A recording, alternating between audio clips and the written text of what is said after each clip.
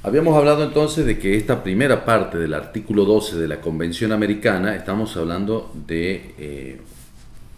una cuestión positiva, o sea, de lo que tiene que ver con una dimensión positiva de la libertad religiosa. Luego pasaremos a la dimensión negativa cuando hable de la restricción, pero antes déjenme decirles quiénes son sujetos de estos derechos, de estas libertades, en lo que respecta a las libertades religiosas. El artículo es muy claro cuando dice todas las personas, ¿no? Así arranca el artículo 12, recuérdenlo ustedes, toda persona tiene derecho a la libertad de conciencia, etcétera, toda persona. ¿Y quiénes son todas las personas? Porque aquí hay una diferencia que la vamos a encontrar en lo que manifiesta la Convención Americana de Derechos Humanos con lo que sucede, digamos, en Europa, porque la Convención Americana solo sostiene, y ya hemos dado el concepto de persona, hemos hablado de lo que dice Jacques Maritain con respecto a las personas humanas, y quiénes son o quiénes para la Convención Americana son personas humanas, solo las personas naturales, solo los que estamos o tenemos dignidad, es decir, los que solamente al sujeto humano, a nosotros. En cambio,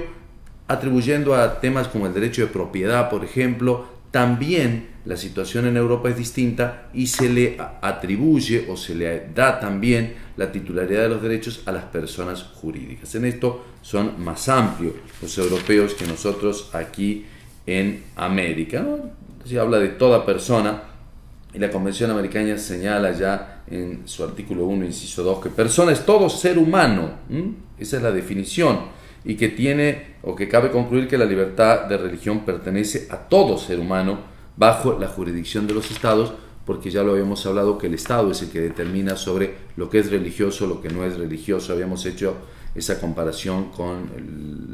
los fetiches o todas las cosas que muchas veces se creen que es religioso y no lo son. Pero hago una consulta: los menores de edad, por ejemplo, ¿son sujetos de esta libertad religiosa? Y claro que lo son, porque es muy claro también cuando la Corte Interamericana ha manifestado que los niños, al igual que los adultos, poseen los derechos humanos que le corresponden a todos los seres humanos. Entiéndase entonces que no hay diferencia entre adultos y niños en el tema de la posesión del derecho, de los derechos humanos. Ahora, sí es cierto, y bien lo marca Joaquín Mantecón, cuando dice que se trata tal vez de una capacidad de hecho y de derecho, o sea, en qué momento un niño puede ejercitar tan compleja libertad o tan difícil derecho, porque seguramente podrá tenerlo y tal vez desde la concepción que lo pueda llegar a tener. Tal es así que nuestra convención habla de la concepción y habla de que también en nuestra constitución de que los derechos se lo adquieren a través de la concepción, pero ¿cuándo puede un niño ejercitar, ¿no?, ese derecho? Y en esto también entra el tema de la libertad de expresión con el artículo 13, o bien también tenemos que hablar de la Convención de los Derechos Internacionales del Niño, que tanto han crecido y que tan importante han sido en estos últimos años. ¿Por qué? Porque cuando se puede estimar que un menor de edad está capacitado o tiene una madurez intelectual, o bien si bien está de alguna manera preparado, ¿no?, para el ejercicio de este derecho. Hemos tenido casos muy difíciles, sobre todo con la religión de los testigos de Jehová, y para eso recomiendo yo siempre un libro, porque hay un caso que se llama La Ley del Menor, de Jan McEwan, una novela jurídica muy interesante, la verdad, que trata toda una historia de una jueza inglesa, ¿no?, de un proceso en Inglaterra sobre un niño menor de edad que debía salvar su vida, que lo único que le permitía salvar su vida era la transfusión de sangre, y ustedes saben que en los testigos de Jehová eso está prácticamente prohibido. Una novela recomendable, no les voy a contar el final porque es realmente valiosísima para leerla, pero es un conflicto serio. Si bien los adultos, el principio que ya tiene de disponibilidad del adulto de tomar conciencia con su salud, con su cuerpo, está permitido, pero ¿qué pasa con los niños? Con la vida de los niños, en donde el Estado es responsable de ello. Y si un niño, por un principio religioso, puede tomar la decisión de no sanarse, de no salvarse y de morirse tras la responsabilidad que al Estado le puede competir, ¿no? Entonces, estas cosas que bien les recomendaba este libro tienen que ver con la cuestión de los menores de edad. Y los menores de edad, sin duda, tenemos que observar que en la legislación de Portugal, allá por el año fue en 2001, Portugal, titulaba Una ley de libertad religiosa, y puso como edad, esto de lo cual nos decía Mantecón, de qué edad podría ejercerse el derecho, decía que podía ser a partir de los 16 años. Los menores a partir de 16 años podrían tener un derecho a realizar por sí sola, digamos, la libertad, o poder ya ejercer la libertad de conciencia. Esto lo traían de una norma de la libertad religiosa que estaba o que surgía en Italia ya por el año 1997, donde ellos, si bien hasta esa edad los padres podían ser responsables incluso de elegirle su educación religiosa o bien de darle su culto religioso, ya a partir de los 14 años los hijos se independizaban y podían tomar esa decisión por sí solos, ¿no? Si bien hasta que los padres tenían derecho, digamos, los hijos no podían rebelarse ni considerar que su derecho había sido violado. Pero sí, a partir de que ellos tenían la edad que consideraba la ley de libertad religiosa en Italia, ellos podían ya adoptar, y como bien lo dice el artículo en la convención, hasta podían cambiar su creencia, en este caso, o su religión. Continuando entonces con las personas o los sujetos, también nos preguntábamos si las personas privadas de libertad, los presos, podían tener la titularidad de esta libertad. Y sin ningún lugar a dudas que las personas privadas de libertad también tienen esos derechos a no ser discriminados, y sobre todo en este caso de la libertad de conciencia y de la libertad de religión, ya que en todo lo que sea en recibir alimentos, vestimentas o bien de profesar su religión, ellos tienen que ser de alguna manera aceptados, porque si bien se han dado muchas causas de crítica y violencia y hacinamiento y falta de condiciones dignas, aquí bien lo marca Alarcón, ¿no? En un libro, Manuel López Alarcón, en La asistencia religiosa, es un tratado de derecho eclesiástico, en donde obliga al Estado a dar la infraestructura necesaria y a obligar también a las autoridades de las penitenciarías a que realmente los internos, los presos, reciban la asistencia religiosa como se debe, y también, por supuesto, en las condiciones dignas que debían hacer. La restricción, dijo la Corte Interamericana de Derechos Humanos, ha tenido ocasión de pronunciarse, por supuesto, en esto, y les quería repetir, la restricción de otros derechos, como la vida, la integridad personal, la libertad religiosa, el debido proceso debido que tiene como preso, como penitenciario, no solo tiene justificación fundada en la privación de la libertad, sino que también está prohibida por el derecho internacional. Estos derechos, sin ningún lugar a duda, deben ser efectivamente cumplidos tanto a los sujetos privados de la libertad como a cualquier otro sujeto. La libertad de religión tiene una intensidad axiológica, les comentaba yo hace minutos atrás, debido a que ya en el artículo 27 lo manifiesta, que a pesar de cualquier excepción de gravedad o de urgencia, incluso en la propia guerra, les decía, el 27 es muy claro, es la única libertad que va a sobrevivir a estos dramas, ¿no? Es la propia libertad de religión. También la Comisión Americana o la Convención Americana es media reacia a aceptar, digamos, todo lo que era la titularidad colectiva, que si bien también los europeos nos lo han permitido, para que puedan ingresar como sujetos las agrupaciones religiosas. Y esto está muy bien, o sea, desde el punto de vista que se acepta, por ejemplo, en el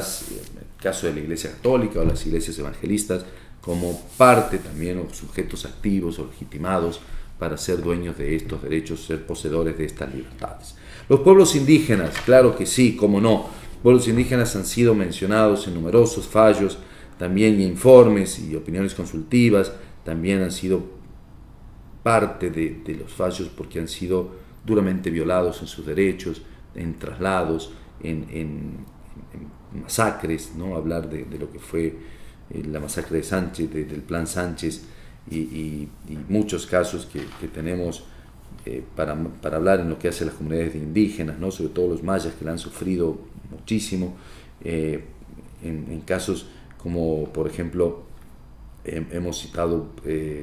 a Villagrán Morales versus Guatemala, Bamaca Velázquez contra Guatemala, que han sido casos de violaciones a los derechos y a los principios de integridad personal y educación, y también sucintamente, si bien no lo manifiesta tanto como en casos específicos, y como yo le citaba el ejemplo que me diera el profesor Yugdar con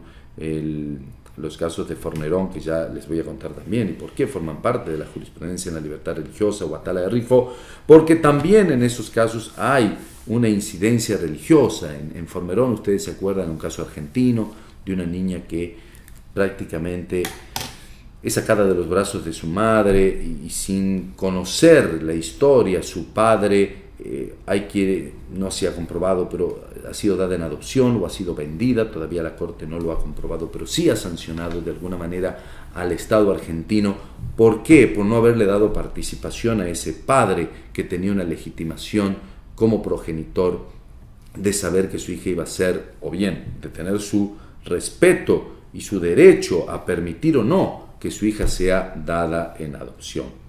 Hoy un padre que ha perdido totalmente a su hija biológica, en aquel momento la justicia habló de que porque había sido fruto de una noche y que no debía considerarse un verdadero padre. Algo más ridículo y más duro que eso para un padre biológico que luchó y buscó por su hija y que tuvo en una sentencia absolutamente injusta la pérdida de esa hija biológica. No fue lo mismo ya luego para el señor Fornerón,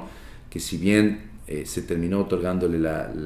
permanencia de esa niña por haber estado muchos años ya viviendo con sus padres adoptivos, que el señor Fornerón pueda visitarla. De todas maneras, nunca se constituyó la relación que debiera tener un padre biológico con su hija. Triste historia, sin ningún lugar a dudas, en donde también así esa libertad religiosa mal entendida, esos principios religiosos mal entendidos por un fallo absolutamente injusto y realmente sin sentido, que también llevó al Estado argentino a ser condenado y criticado,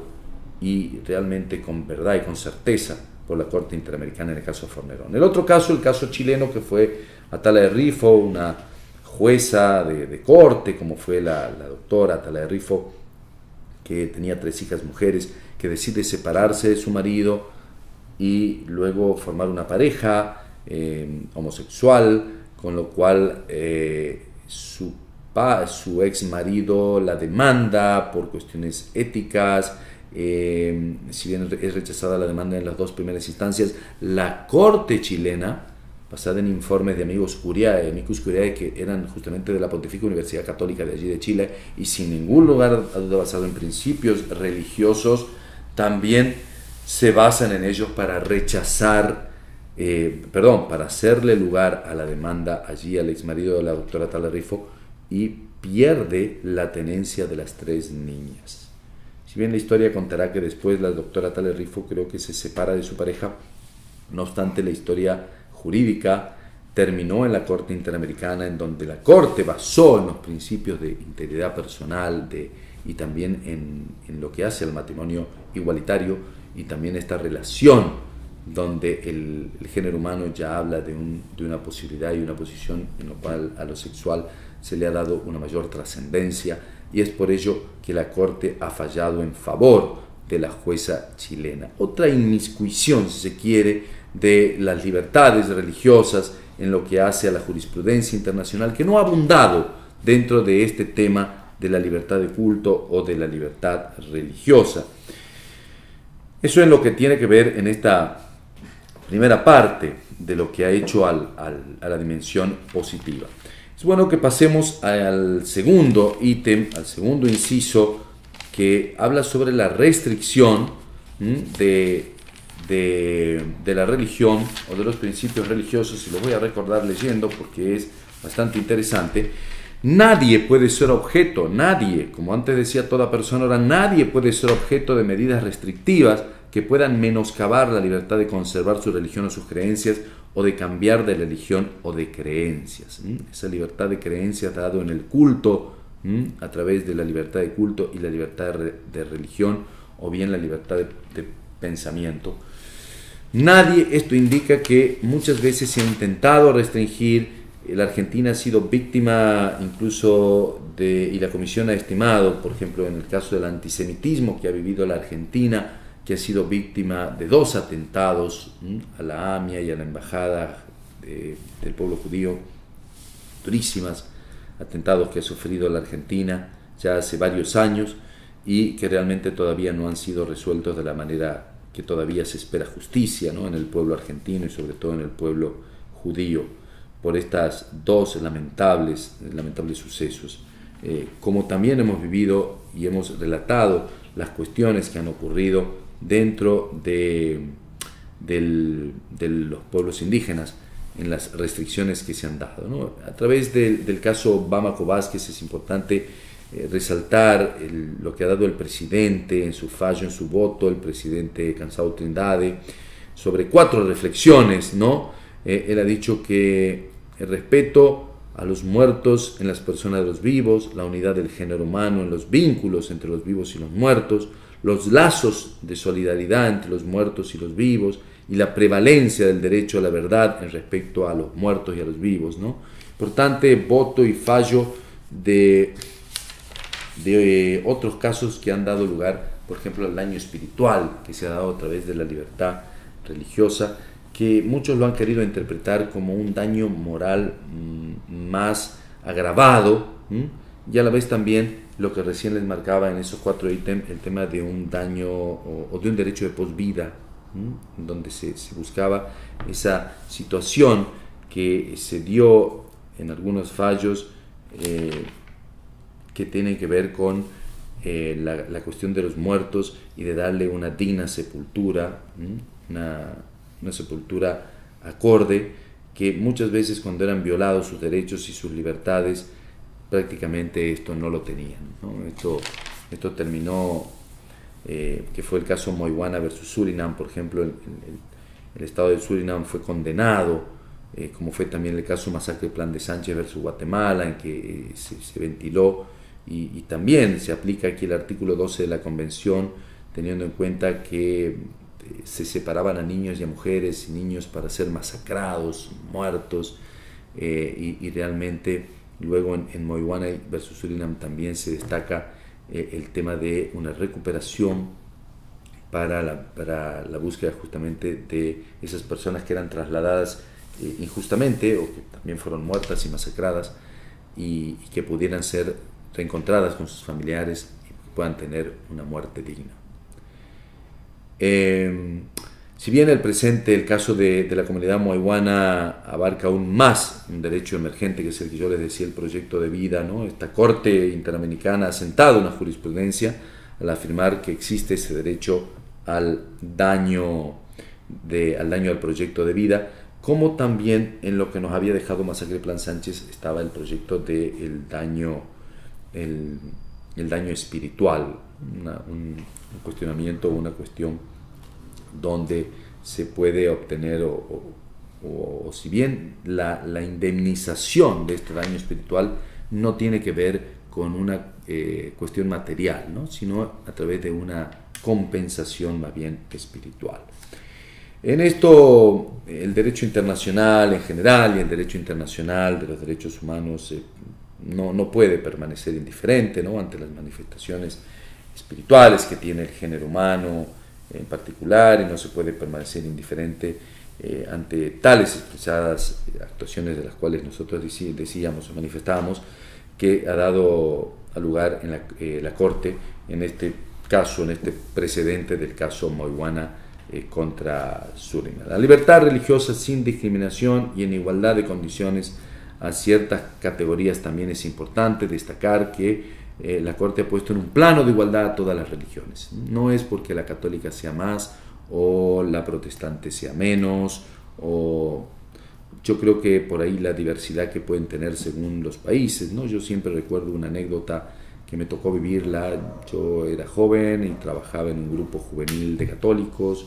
y me acuerdo en la playa una vez en Argentina encontramos evangelizando a un grupo de jóvenes evangelistas, religión protestante por supuesto, y bueno, y lo que les decía al principio de esto, nunca discutir de religión, y me acuerdo que nos pusimos a discutir de religión por nuestros principios, y gracias a Dios terminamos todos abrazados, dándonos cuenta que En Argentina, tal vez que era un país más católico, por ahí a los católicos les faltaba salir a profesar, ¿no?, como lo hacían los devotos de esta religión protestante, que eran minoría en la Argentina. Y nos contaban cómo, por ejemplo, en los Estados Unidos o en otros países donde la religión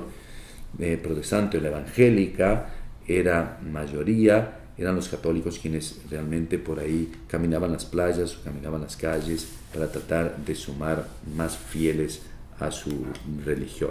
Por eso que tanto el budismo, la religión maometana, el judaísmo, el catolicismo, el cristianismo, tienen que tener un pie de igualdad, de paridad, y esto así también lo ha manifestado la Corte Interamericana, por supuesto, más general la Declaración Americana de Derechos Humanos, en lo que hace a esto. La negativa de la libertad de conciencia, que tiene que ver con ya la restricción y este segundo ítem, tiene que ver como ejemplo básico lo sucedido con Cuba, ¿no? La Comisión Interamericana ha objetado a Cuba que hubiera violado la libertad de religión, que ha sido reconocida en la Declaración Americana de los Derechos Humanos, ¿no? Estoy hablando allá por el año 1983, cuando ha intentado, o ha nacionalizado, mejor dicho, a todas las escuelas privadas, fue en el año 61, y haya supuesto la eliminación de la educación religiosa. Lo que hace Cuba es borrar la educación religiosa incluso de las escuelas privadas, nacionalizarlas y hacerlas laicas a todas. Y esto, que la supresión también de feriados religiosos, la obstaculizó, por ejemplo, todas las cuestiones de oficios religiosos, de ritos, procesiones, misas, se prohibían las procesiones, había hostilidad gubernamental, por ejemplo, en los domingos. Esto ha provocado un éxodo de personas fuera del país, sin duda, ¿no? Y que realmente ha sido condenado también, porque yo decía recién, hablando con gente de la Asociación Permanente de Derechos Humanos, que ni Cuba ni Chile, o ni Cuba ni Salta, con lo que estamos hablando ahora, que hablaremos luego también en el tema de la educación laica, ni Cuba, porque tampoco es justo ir a avasallar y restringir, a provocar de alguna manera a quienes quieren y se rolan dentro de una religión, educar a sus hijos por elección dentro de una escuela privada, y que por ello deban tener una educación privada tal como esta iglesia o bien este pensamiento así lo determine. Distinto es lo que hablamos ya en la cuestión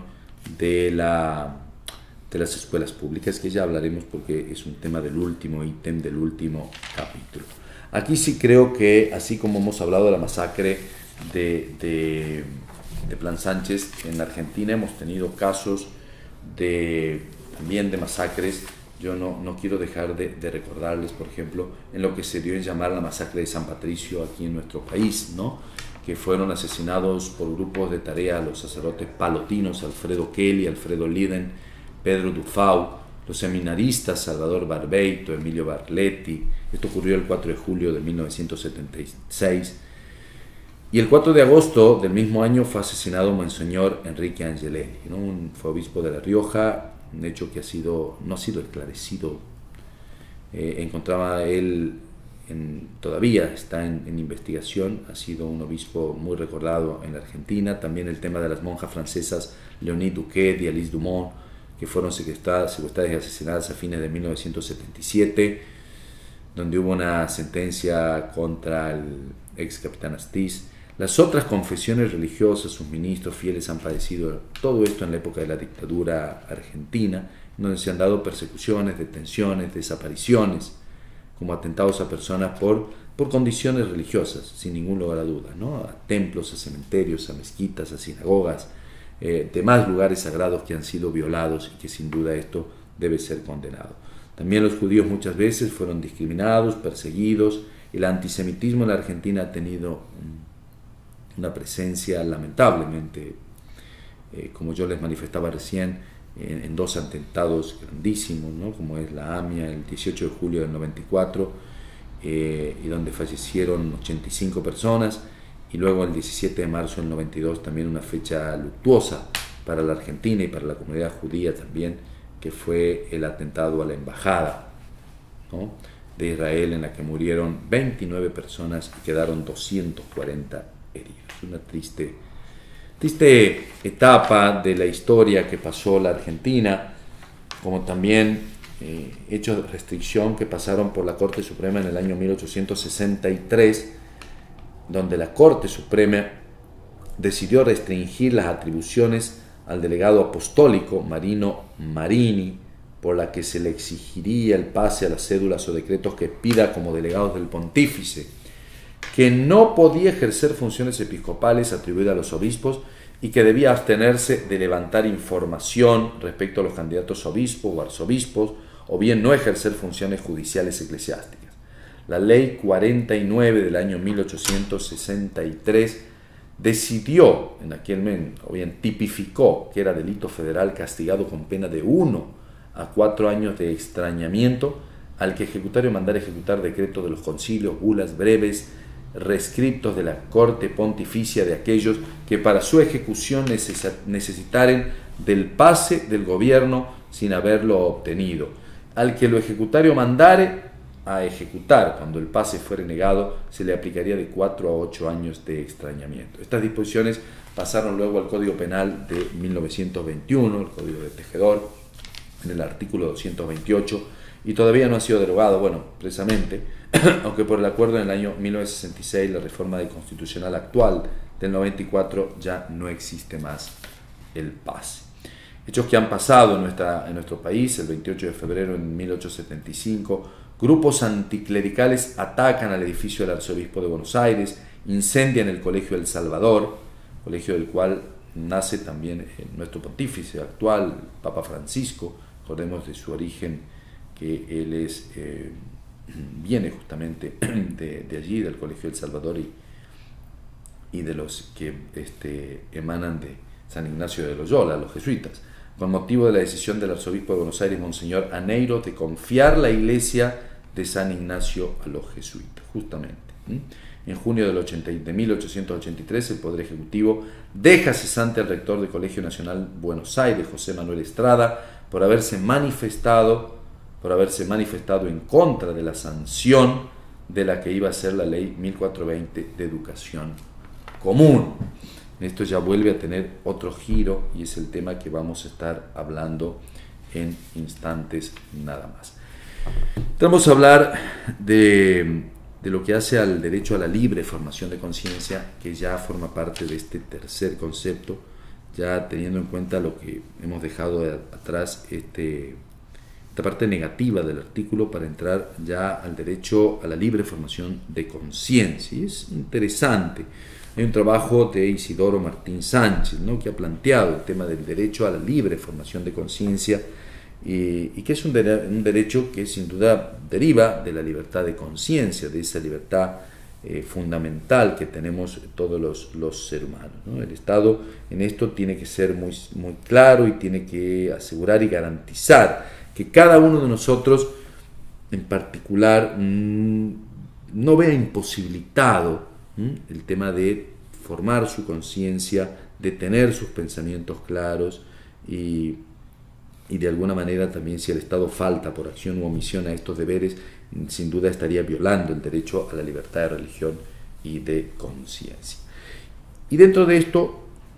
tenemos que ver otro de los hechos fundamentales que se han dado en lo que hace a la libertad de culto, que es la cuestión del derecho a la objeción de conciencia. Un derecho que se ha dado sobre todo en los últimos tiempos en algunos países, o cuando se ha tocado el tema del aborto, aunque ha habido de otros casos, y los ha habido de otros casos que nada tienen que ver con el aborto. Hoy justamente estaba recordando en mi cátedra de Derecho del Deporte en la Universidad Católica aquí en Santiago del Estero, en la cátedra de Derecho del Deporte, un tema de objeción de conciencia, pero que se manifestó en el afamado y conocido boxeador, ¿se acuerdan ustedes?, Mohamed Ali, cuando rechazó ir a la guerra por sus ideas religiosas, por su libertad religiosa, y tal es así que Estados Unidos lo condenó a sacarle todos sus títulos a este gran héroe del deporte que tuvo los Estados Unidos, sin duda por aquel principio, aquel pensamiento de él, y toda su historia que tuvo después. Ustedes recordarán que de la discriminación por el color que también sufrió Cassius Clay, Muhammad Ali, que nunca fue reconocido a través y que tal vez ya casi en su vejez, antes de su muerte, recién el pueblo de los Estados Unidos cortó con aquella discriminación para devolverle la famosa medalla que una vez muy tristemente arrojó al río porque quiso mezclarse con los blancos, sentarse en el centro de su ciudad para tomar un café y sin duda fue rechazado. Recordaba este caso porque tenía que ver con el derecho del deporte y con también la libertad religiosa y con el deber o el derecho a la objeción de conciencia que, les decía yo, muchas veces tiene su cercanía y que se ha dado sobre todo en el tema del aborto. El tema del aborto, que es un caso que uno podrá estar de acuerdo o no, uno podrá brindar una opinión, puede ser como católico o puede ser como... Hoy es cierto que no solo alineado a una religión, sino alineado a un proyecto de vida, uno está eligiendo ser pro vida o bien elegir la muerte. Yo en esto elijo la vida y por eso siempre cuando hablo del aborto tengo mi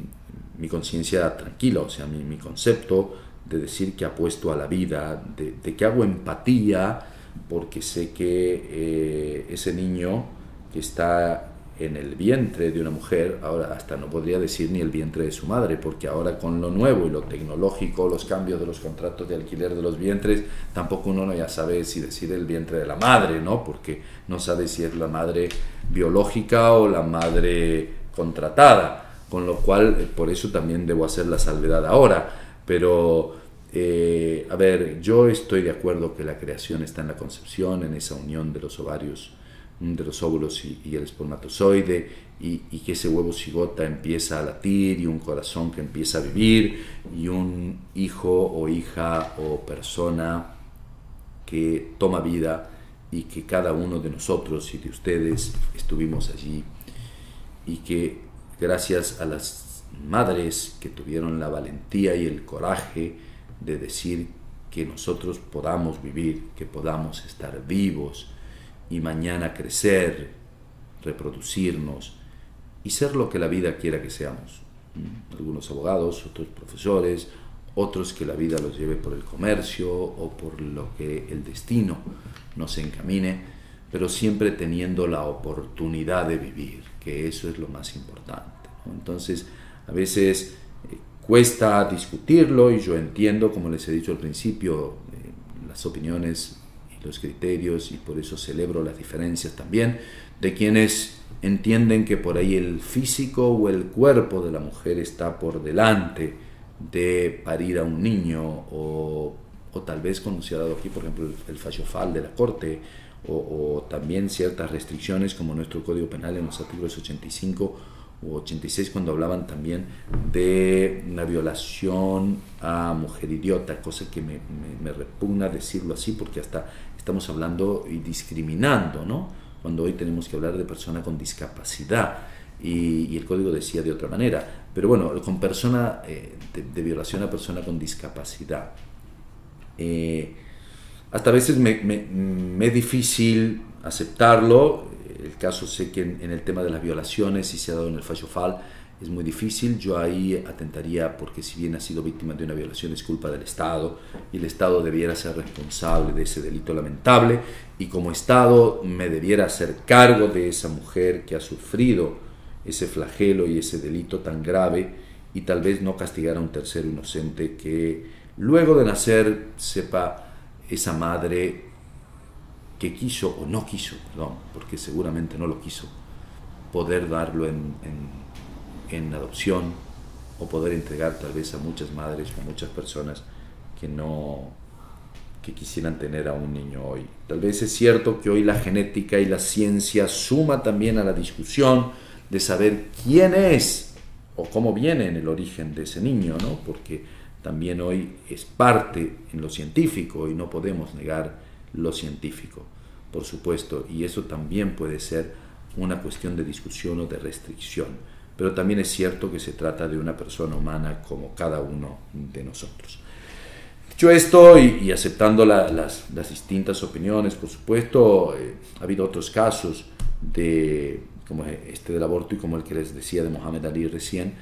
Ha habido algunas veces que las creencias, las convicciones éticas de una persona han entrado en colisión, han chocado con deberes jurídicos, ¿no? Y bueno, y esto es lo que recién les comentaba yo, y que han dado lugares a conflictos justamente de valores, de intereses, o choques de trenes, como se han dado en llamar. Estos a veces choques de derechos fundamentales, que ya lo vamos a ver cuando veamos la libertad de expresión y la libertad en los principios de intimidad, por ejemplo, ¿no? Pero son situaciones que, bueno, que tienen que ver con la objeción de conciencia. Por ejemplo, para terminar con lo del aborto, es cierto que los países que aceptan el aborto, ha habido un fallo del Tribunal Supremo de España en donde se le ha planteado sobre la constitucionalidad de la objeción de conciencia de los médicos para hacer los abortos, ¿no? Porque es cierto, aquí se ha criticado mucho el tema de cómo los médicos y la objeción de conciencia, si es aceptado y si la objeción de conciencia es un derecho o no es un derecho, y si la ley, en este caso la ley del aborto es una ley anterior, en ese caso la objeción de conciencia no cabría. Pero a ver, si hay una libertad de religión y hay una libertad de conciencia, y cómo entonces un médico que él tiene en su conciencia la cuestión de que si hace un aborto está matando a una persona,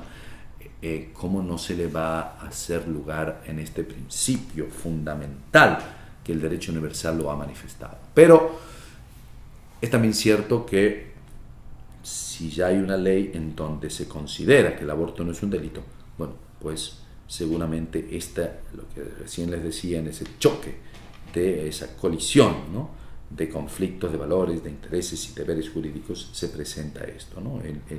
El Tribunal Supremo ha fallado en contra de la objeción de los médicos, de la objeción de conciencia de los médicos en España que se habían proclamado. Muchas veces, que no faltó en decir quienes cuando se hacían, o muchas veces quienes están a favor del aborto, y lo confieso porque vengo de familia de médicos y me han dicho muchas veces, y tal vez uno de los conceptos que están avalando el tema de los abortos es que mucha gente se hace abortos clandestinos y llevan y terminan en la muerte de la mujer, muerte de las mujeres, y por ahí esos abortos clandestinos que terminan siendo con gastos de mucho dinero, porque seguramente ahí los médicos no tienen objeción de conciencia ni la presentan, pero sí cobran mucho dinero, y a la hora de que sean obligados por el Estado, bueno, ahí sí se presenta la objeción de conciencia, ¿no? Pero bueno, tal vez porque es por el sueldo del hospital o de la clínica, vaya a saber uno, pero no mezclar en lo que todavía tampoco uno puede llegar a comprobarlo, porque también es cierto que si quienes hablan del aborto, a favor del aborto, diciendo que esto terminaría con los abortos clandestinos y por ello con la muerte de muchas mujeres injustamente a través de esos abortos clandestinos, bueno, se contrapone también la posición de la vida, ¿no?, de ese derecho a la vida que todos lo hemos tenido y todos lo hemos gozado y todos lo pedimos. O bien, es un concepto, un proyecto de vida, de apostar a la vida. Hace poco hubo un ejemplo que decía de un médico cuando iba una mujer familiar a pedirle que le hagan el aborto, y el médico sacaba un veneno y le decía, pues mira, ¿por qué no le das a tu hijo mayor? Y le dice, ¿pero cómo? Yo te estoy pidiendo que venga a hacerme un aborto. Y le dice, pero si es lo mismo, yo te estoy dando esto para que mates a tu hijo mayor, es el que te causa más gastos, ya está en la universidad, el que gasta más plata. Bueno, son conceptos que se han dado, así como les decía, los conceptos en defensa del aborto, estos conceptos en defensa de la vida. Vamos a avanzar con otros casos que han tenido de objeción de conciencia. Joaquín Navarro Valls y Rafael Palomino, por ejemplo, han dicho que ¿qué es la objeción de conciencia? La han definido como toda pretensión contraria a la ley motivada por razones axiológicas, no meramente psicológicas, de contenido primordialmente religioso o ideológico, ya tenga por objeto la elección menos lesiva para la propia conciencia entre las alternativas previstas en la norma, eludir el comportamiento contenido en el imperativo legal o la sanción prevista por su incumplimiento, o aceptando el mecanismo represivo, lograr la alteración de la ley contraria al personal imperativo ético. Esto lo han dicho en el Tratado de Derecho Eclesiástico, ¿no? Las objeciones de conciencia, Navarro Valls Rafael y Palomino Rafael, si lo quieren tomar o citar. La Convención Americana también ha mencionado algunos casos, que son el caso 12.219 contra Chile. La Comisión Interamericana de Derechos Humanos allí tuvo la ocasión de pronunciarse en el caso de los jóvenes Cristian Daniel Saili Vera, Claudio Salvador Fabricio Basso Miranda y Javier Andrés Garate Neidar, quienes al haber cumplido los 18 años de edad expresaron su total y completa objeción de conciencia al no respetar sus creencias sobre cómo debían ellos determinar sus planes de vida. Esto también pasó en Argentina con algunas personas que pidieron por el tema del servicio militar obligatorio. Hace poco me contaban, en Alemania es obligatorio y es una ley, y sobre todo tiene que ver por la objeción de conciencia, que a los jóvenes, cuando terminan su secundaria, se les da a elegir, o mejor dicho, le tienen que regalar al Estado alemán un año de su vida, eligiendo o un servicio social o el servicio militar obligatorio. Entonces, a ver, no hay objeción de conciencia, te doy a elegir. ¿Quieres el servicio militar obligatorio para defender a tu patria en las fuerzas, o bien por un año servirás al Estado en servicios sociales como limpiando las calles, limpiando baños de colegio, ayudando en hospitales, geriátricos, o trabajando, no sé, en las direcciones de tránsito, en algún trabajo social que colabore, por supuesto con una remuneración, pero ese año que el joven que sale ahí va a darle y le va a regalar al Estado, no regalar porque lo va a cobrar por supuesto, pero va a terminar sirviendo para el Estado, ya sea en la milicia o bien en un servicio social. Me pareció espectacular. No sé qué opinan ustedes, pero me pareció que sería de copiarlo, ¿no? En los países sudamericanos creo que eso no existe. Con lo que les decía que pasó con estos muchachitos chilenos, que finalmente Chile se llevó a la Corte Interamericana, y por supuesto que al encontrarse ya la ley, ya fue rechazado, ¿no? O sea, no se aceptó con la objeción de conciencia en su legislación, y además consideraron que amenazaba la seguridad pública. Cuando hablamos del concepto de la libertad de religión, libertad de conciencia, pusimos un límite que era justamente los derechos de las otras personas, el orden público. ¿Se acuerdan ustedes? Cuando hablábamos ya de la Declaración de los Derechos Humanos ya de 1789. Bueno, aquí se veía afectado justamente la seguridad pública de Chile, por lo cual fue rechazado, ¿no?, de cuajo aquello de la posibilidad que los niños o los jóvenes chilenos podían, por la objeción de conciencia, evadir el servicio. Vamos a ir pasando ya a la última etapa, que es justamente la de la educación y la que tiene que ver con el derecho de los padres, ¿no?, a educar religiosa y moralmente a sus hijos de acuerdo a sus propias convicciones. Y aparte porque hemos tenido casos aquí en la Argentina recientes. Nuestra Corte Suprema de Justicia de la Nación estaría por expedirse, no ahora, seguramente se tomará su tiempo, por una petición que ha hecho el gobierno de la provincia de Salta, una provincia de aquí del norte, una provincia muy religiosa, por cierto, que tiene tiene la presencia de una fiesta religiosa del Señor y la Señora de los Milagros, que es la Virgen de Salta, y actualmente hace muy poco la aparición de una nueva imagen de una Virgen, que se llama la Virgen de los Cerritos. Es una provincia, como les decía, de mucha fe católica, donde ellos estiman que debieran ser obligatorios la cuestión de que todos los colegios debieran recibir, porque casi el 80% de los padres, de los alumnos de las escuelas públicas, han pedido que realmente se enseñe en la escuela pública la educación religiosa, y sobre todo la educación católica, ¿no? Esto, si bien ha ha motivado que la asociación o bien permanente de los derechos humanos se haga presente reclamando que se trataba de una clara discriminación en virtud de aquellas personas, de aquellos niños o aquellos alumnos que no acepten el tema de ser o de que se los obligue a rezar en clase o de que se los obligue a orar antes de la comida o cualquier otra cuestión vinculada con la religión. Pero quiero mostrarles un detalle. Bueno, decía, ha sido iniciado por padres de una escuela contra Salta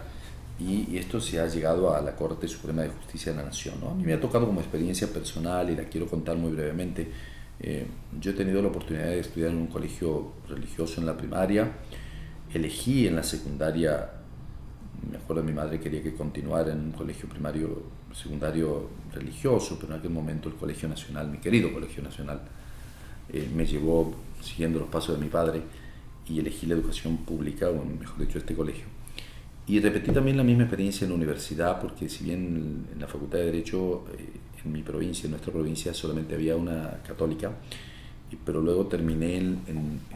la Universidad Nacional de Córdoba. Y realmente,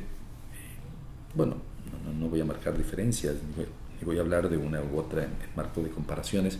pero bueno, me sentía de otra manera, tal vez, si bien hoy también he dado clases y doy clases en universidades privadas como en universidades públicas. Yo creo que pasa, y como una conclusión final quiero decir esto, creo que pasa el tema de la educación religiosa más que nada por el hogar, por los hogares, por los padres, y no que el hijo vaya a la escuela a aprender a rezar. Yo creo que aprender a rezar nos lo enseñan nuestros padres, o bien cuando queremos ir a la iglesia nos lo llevan en una catequesis, o bien en la formación. Pero también la elección. Yo personalmente hoy mis hijos van a una escuela evangelista y yo soy católico y sin embargo me respetan mis principios y cuando voy a misa llevo a mi hija a mi misa y mi hija va a un colegio con muchos valores, muchos principios, pero no por ello es que van a cambiarme mi religión, la cambiaré si es que yo quiero, por lo que acabamos de hablar, ¿no? De la libertad de religiosidad. Sin embargo, creo que todo está en eso, en el respeto mutuo, en ese respeto que nos tengamos como seres humanos, fundamentalmente. Y la educación religiosa parte más del hogar. Yo creo que en la escuela uno va a aprender las cosas que nos lo deben enseñar los maestros, las matemáticas, el lenguaje, la historia, la geografía, la cívica, la literatura, la física, la química, cuántas materias tenemos, y por eso dejar que la educación de nosotros como niños nos lo den en nuestra casa, nuestros padres, nuestros tutores, nuestros abuelos, nuestros tíos. Por eso se confunde mucho cuando creen que un maestro debe ser reemplazante de los padres, y me parece que eso no es así. Y también es que podamos tal vez tener, por eso cuando hablábamos de la restricción yo decía ni Cuba ni Chile, o ni Cuba ni Chile ni Salta, que en este caso están pidiendo el tema de la educación pública, o bien nadie puede negar las cuestiones privadas, o sea, de un colegio privado sí, en donde uno pueda pagar justamente para ello, pero en la generalidad de la educación pública yo estoy a favor de una educación pública. Me parece justo y correcto que se pueda enseñar tal vez todas las religiones como mostrando paradigma de cultura, porque forma parte de la cultura, como también las instituciones políticas, mostrar todas las plataformas de los partidos políticos, bueno, aquí también mostrar, no sé si tendrán tiempo, pero sí todas las religiones que el mundo nos muestra. Creo que sí podríamos hablar de que estaríamos, digamos, siendo justos, pero no en una educación pública exigir el hecho de que se enseñe una sola religión. Esto veremos cómo falla la Corte Suprema de Justicia aquí en la Argentina, pero considero, no obstante, en mi posición como católico, que es más justa esta posición de poder a través de la educación pública ser más abarcativo y poder regalarle al alumno el conocimiento de una amplitud de conceptos y que sabiéndose dueño de una libertad religiosa o de libertad de conciencia, conozca todo el aspecto, todo el ámbito de la religión en las distintas opiniones y en las distintas, valga la redundancia, religiones que tiene el mundo entero. Por eso adelanto una opinión de lo que tiene esta última parte del concepto para terminar con una conclusión que nos dejó el profesor Gentile, que la extrajo de lo que dijo en algún momento el ex Papa, no fallecido todavía, Benedicto XVI, que dijo que los miembros de todas las religiones estén unidos en la defensa y promoción de la vida y la libertad religiosa en todo el mundo, y que dedicándonos generosamente a este sagrado deber a través del diálogo y de tantos pequeños actos de amor, de comprensión y de compasión, seamos instrumento de paz para todas las familias humanas, para toda la familia humana. Esto lo dijo el 17 de abril del 2008 en Washington, D.C., justamente Benedicto XVI. Creo que es la mejor manera de concluir con este tema que al principio les decía que es tan difícil, tan complejo, pero que seguramente nos abre nuestra mente y que por sobre todo nadie nos la cierre. Muchas gracias.